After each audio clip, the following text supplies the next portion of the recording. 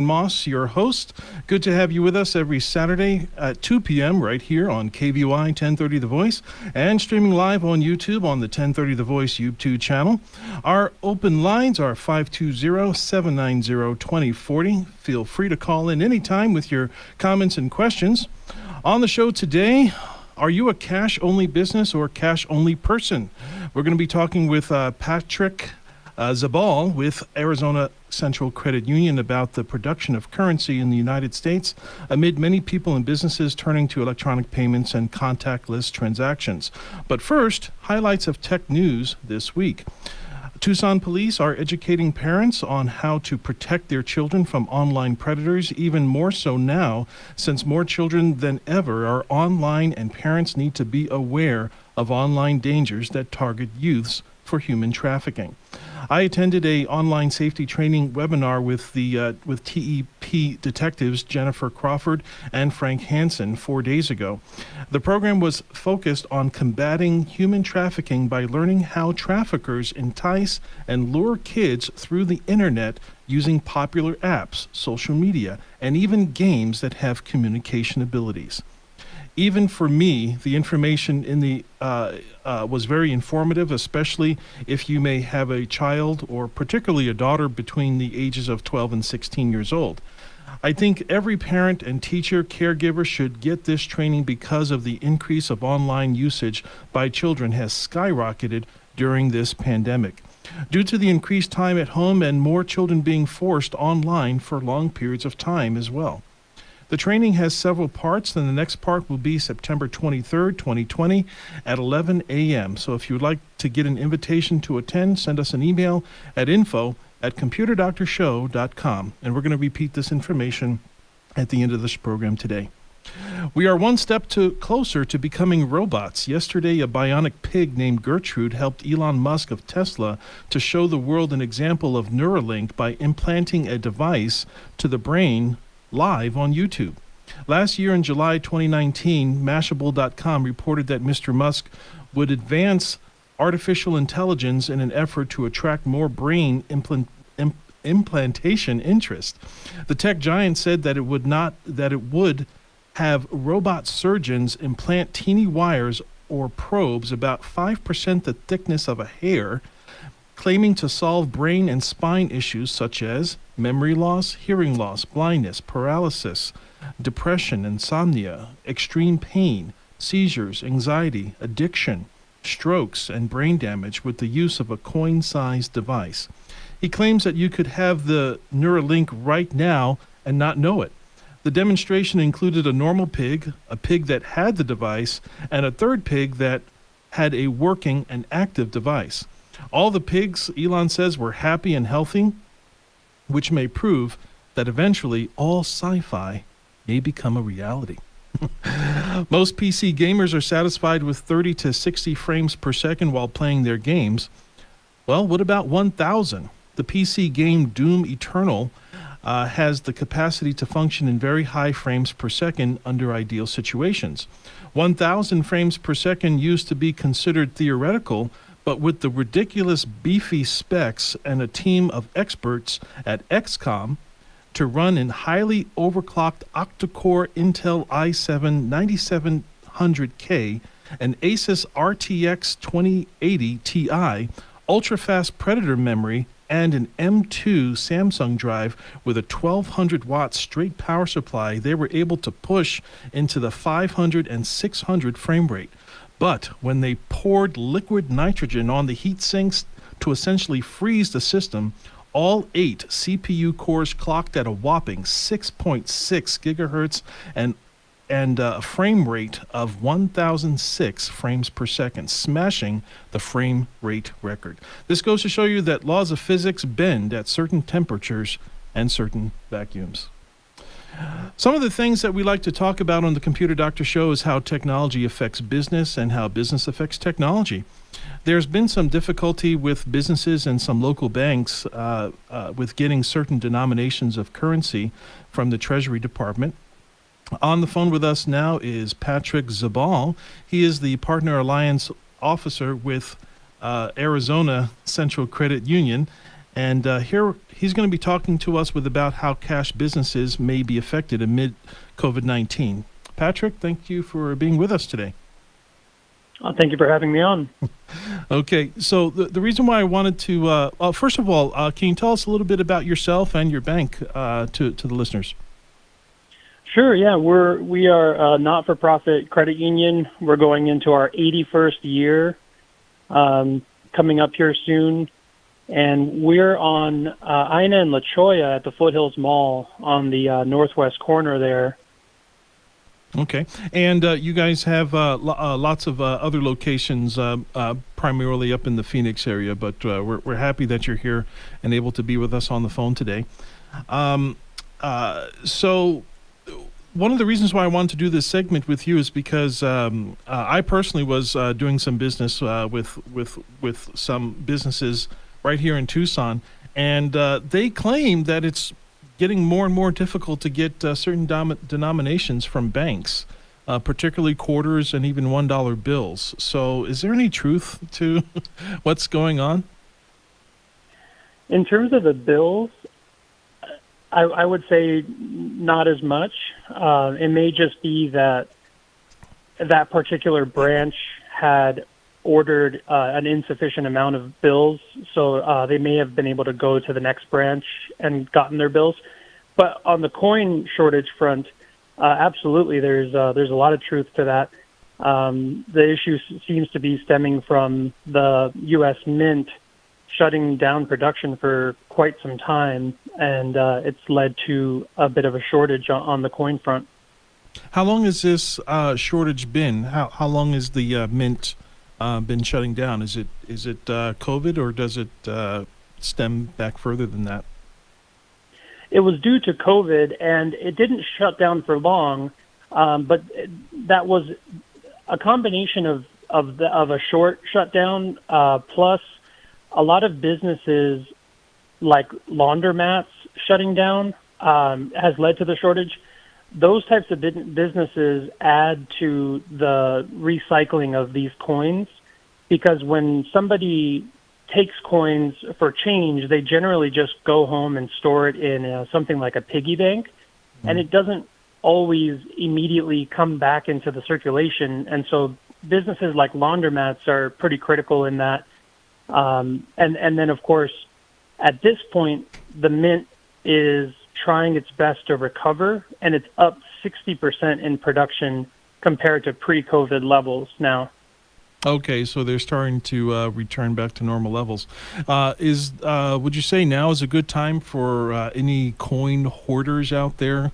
Would now be a good time to gather those coins together and have them come into your branches to get them cashed in? Sure, absolutely. I know actually in some parts of the state, not in Arizona, there were some banks that I saw and some credit unions that were paying interest on things like coins, where they would give you an extra. That isn't happening here, but here what I would recommend is definitely to help out the situation using exact change. In the meantime, trying to use an electronic method, if you like a debit card or something, if you don't have exact change, bringing in change, even to the store. I'm sure that if you went to Fry's or something, I'm sure that they would take the change off your hands and be glad for it.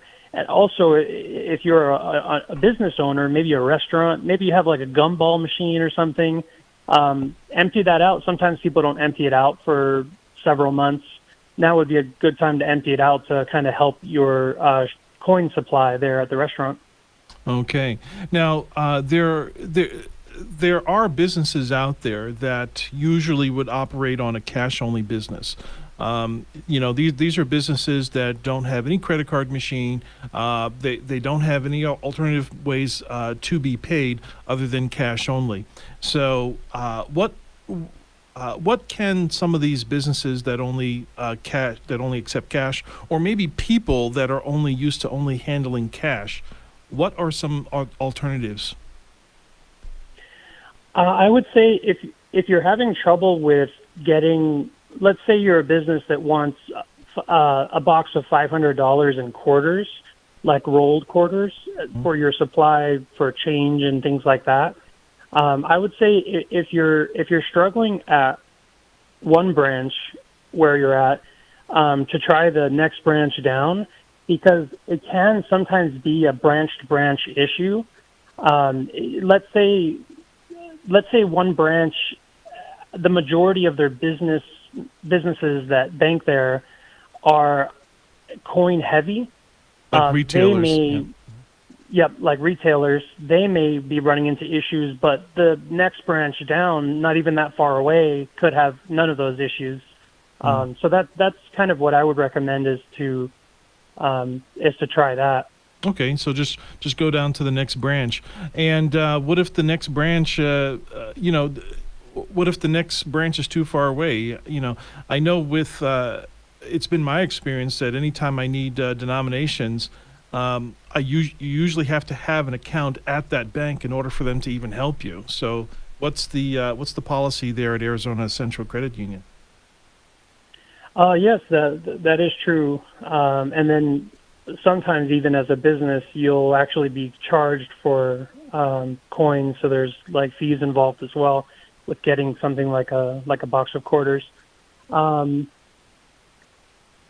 a case like that, definitely trying to take exact change. I have seen it where some stores were using their point system. I'm trying to think of which store it was, but it was a grocery store where if you didn't have an exact change and they could not give you quarters back, they would add the difference to your points card that you could then spend at a later time. Oh, okay. That's not a bad idea because lots of retailers, they have these club cards. I never thought about them just putting the change on the card, and that would eliminate any need for any money to be transacted. And that could be another way that somebody could that number one, a person that's handling cash all the time could still get their change back in a cashless fashion, and it would also solve the problem with retailers having to replenish their change all the time. So anybody listening, hey, run with that idea. I'm not going to do anything with it. That's a freebie out there. So we want to thank you very much for coming on the show, Patrick. Patrick is again with the Arizona Central Credit Union. What's the website and the address there in Tucson? The website is azcentralcu.org, and our address is 2150 West Ina Road, Tucson, Arizona, 85741. Ina and what is the crossroad there? Ina and La Cholla. Okay. All right. Thank you very much for being on the show. Up next on the Computer Doctor Show, 2 powerful tips on how to protect yourself online from my upcoming book on cybersecurity. Also, we'll try to take some of your calls on our open lines at 520-790-2040. You're listening to the Computer Doctor Show on KVOI 1030 Tucson. We'll be right back after this quick break. Stay tuned. Ugly Goose Car Rental is new in Tucson, providing a low-cost auto rental alternative for just $100 per week. The only catch? The cars are ugly, but very safe and reliable to get you to work, school, shopping, and all your important appointments. To reserve your $100 a week car rental, call Ugly Goose Car Rental at 520-261-0439. Again, 520-261-0439. Solar is popping up all over town. Why? Because solar just makes sense. Say goodbye to expensive summer electricity bills. Call or text Julie Festerling at Icon Power, 520-307-1013. Avoid the new 7.9% price increase with the utility company. Call Julie at 520-307-1013. Icon Power will help you take control of your electric bill. Perfect Look Photography is a photography business that serves individuals, families, wedding parties, children's parties, quinceañeras, and family reunions. We also do headshots for actors and model portfolios. We photograph all types of events in Tucson and communities in Pima and Santa Cruz counties. In addition, we provide more types of photos than any photographer in Tucson, including green screen, art photography, montages, and DVD slideshows. We provide great photos at great prices. For more information or to get a quote, please call 499-4209. Computer Doctor of Tucson is the best choice in desktop support in Tucson. They fix error messages, power and boot problems, install of software and hardware, and much more. You can come to them or they can come to you, or even have a remote support session so they can fix your issues over the phone quickly. Give them a call at 261-5508, 261-5508. Visit them on the web at computerdoctortucson.com. Computer Doctor of Tucson, because technology is great when it works. Welcome back to the Computer Doctor Show. Some time ago, I started a podcast show that was called Technology Frustrations and Gimmicks. And part of that, I created a 6-hour season-based season that was based on 101 ways to speed up your computer. And that series is actually still on YouTube on the Computer Doctor of Tucson YouTube channel. And after I finished that season, I had started season 2 that involved 101 ways to protect your identity. However, the show came to a pause and an eventual end when a bigger and better opportunities came my way. But I'm happy to announce a segment on this radio program called Online Protection 101 because I'm on a mission to keep the public informed and safe online to reduce the victim count of online crimes. The segment will be composed of 2 or 3 tips when we do the segment on future shows, and ultimately a book with all the tips will become available for purchase. So I would like to give my 3 tips for Online Protection 101. So here's tip number 1, and that is to create your own cipher. So when, as you know what a cipher is just basically a code. So in the course of our day or in the course of our lives, we may have to deal with private information, usually numbers or codes or things that are sent to us, things that need to be verified, credit card numbers, social security numbers, bank codes, what have you. You should have a method of writing down those codes or even typing those numbers in a code that only you know. Now, this can be, we can make it very, very complicated, or you can make it very simple. Okay, I have a code that I use. I think my wife knows what my code is. So if I send her something that looks totally like gibberish, she should be able to go back and delineate what I'm saying in that code. Now, some of these codes, you can go onto YouTube and find out what some code legends are, okay, or a nice code to use. If you speak a different language, that's even better. That's different languages like a code, okay? And if you, especially if it's a language that very, very few people know, that makes it even better than just put everything in that language. But if you don't speak another language, make up a code for yourself. Some of these codes can include special characters or even sometimes emojis. We're going back to the caveman days when they used to write everything with pictures, but you can actually have emojis as some sort of code. Okay, so a happy face can be a number 1, or the poo could be number 2, literally, right? So, something like that, okay? But have yourself a code so that if your security is ever compromised, all the hackers and all the scammers, they're just going to get gibberish and they're not going to know what any sense to make of it. So again, create your own cipher. Here's tip number 2 on Online Protection 101, and that is to take different routes home. And this can be expounded on a little bit more in various different ways, because one of the things that makes someone a target is being predictable. Okay, so if you leave your house every morning at 7:30, you get in the car and you take the exact same route, and you're at the same exact red light, and you pull into the same coffee shop, and you leave the exact same time, and you walk in the front doors of your job at the exact same time, you're walking up the stairs at the almost exact same, that becomes so predictable. And you know what?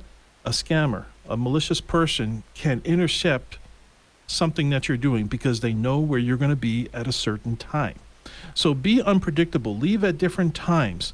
There are so many scams that target and prey on people being at a certain place at a certain time. So the application of this can be wide. Okay, taking different routes. Sometimes you want to leave early. Maybe you want to maybe run a quick errand before you're going into work, or do something spontaneous, something that you normally don't do. Okay, go to different places. If you have a favorite coffee shop, have 3 or 4 coffee shops, and then make it different times every time. But if you go to the same place every single time at the same exact time, that makes you more of a target. Okay. Now, obviously, this is not something that you would do online, but it makes you less of a target because you are less predictable.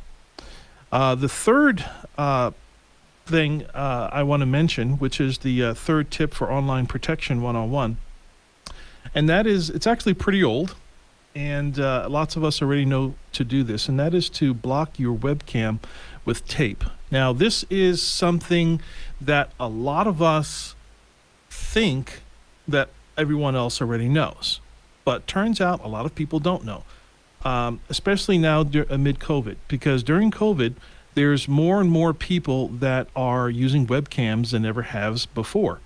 Okay, there are kids that are using webcams for school. Older people, okay, are using webcams to visit with their doctor. They're getting these webcams set up, but they don't know the proper way to protect themselves. So that's why this tip is so important even now. So basically, it's not complicated, and that is you just have a piece of tape that just goes over the camera. And this also applies to smart TVs. Thank you, Tom. Some of these newer smart TVs, and I even want to say the video game systems that have cameras that where you're playing soccer and it detects your movement, that like you're kicking the ball or you're swinging the bat or something, that detect your movements. There's a camera in there. So this applies to any piece of electronics that there's that you can find a camera. You need to cut when you're not using it. You need to cover it with tape. And that tape will stop malicious software from turning the camera on when you're not using it. How embarrassing would it be if you took your smartphone into the shower, right? And you pointed it toward your shower and you got in, so you could potentially be giving the world a show, okay, and not know it because it won't indicate that it's turned on. Same thing with a laptop, same thing with smart TVs. Anything that has a camera and you're not going to be using it, find some way to hard shut that thing off or tape it, okay? There are some, if you're using like an external webcam, you can actually unplug it or do like a hard switch, like a USB switch. There are some accessories that you can do that can give you that switch, but you need to make sure that you're doing something like that. And these are all things just to protect us online. These are things that a lot of people think that we should know, but still a lot of people don't. We would like to thank our awesome sponsors for supporting this show. Icon Power, Perfect Look Photography, and Ugly Goose Car Rental. Please do business with them. They are local, and they help keep this show on the air. My name is Aaron Moss, your host and technology expert. Tom Fairbanks is at the control board. Listen to the Computer Doctor Show every Saturday at 2 p.m. right here on KVY 1030 The Voice.